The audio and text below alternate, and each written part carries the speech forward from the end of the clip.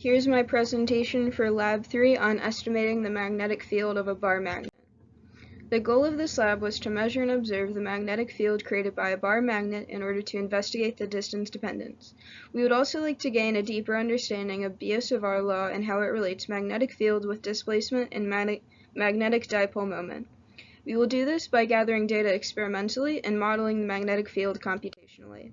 First, I will discuss some fundamental physics principles, followed by an overview of the experiment, then how the data was analyzed, the GlowScript model I created, results, then finally some discussion questions. First, here are the two fundamental physics principles at play.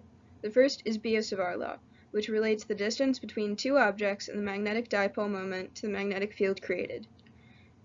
The second is distance dependence, which relates the constant k, the distance between two objects, and the constant n to the magnitude of the magnetic field created by a bar magnet. Here's the physics model with those two physics principles. The magnetic field B is a function of mu, the magnetic dipole moment, and r, displacement. The magnitude of the magnetic field can be expressed with k, r, and n, where all values are assumed constant and n is predicted to be -3. We will try to confirm this experimentally. Here is an overview of the experiment. First, I determined magnetic north in order to not include Earth's magnetic field in my data. Then I set the ruler perpendicular to north and located the magnetometer of the cell phone used. I then moved the phone along the ruler and recorded the magnetic field components at various magnitudes on the provided spreadsheet. Here is an overview of my data, which you can see listed below.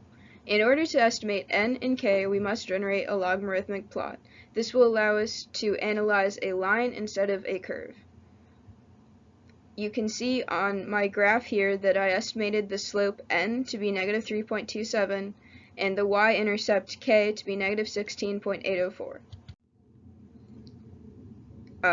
To model the magnetic field, first I created the magnet, then I found mu, and then I calculated the magnetic field of the dipole on axis, and then I repeated that for the r perpendicular to the magnet. And here you can see, for each point on and off axis, I defined the observation locations, I calculated the magnetic field at each location, and then I created an arrow for each magnetic field. Now to compare my off-axis estimates to my prediction. You can see the computed number and then what I measured experimentally. You can see that my measured and computed values are wildly different, and there are a few reasons why this is. The model is only taking into account the electric field of the bar magnet, but I conducted this experiment in my room, which is unfortunately filled with electronics and other metal items, which all create separate magnetic fields. The model also didn't have to take into account interference, like Earth's magnetic field, which is why the computed z component is 0, but mine is not.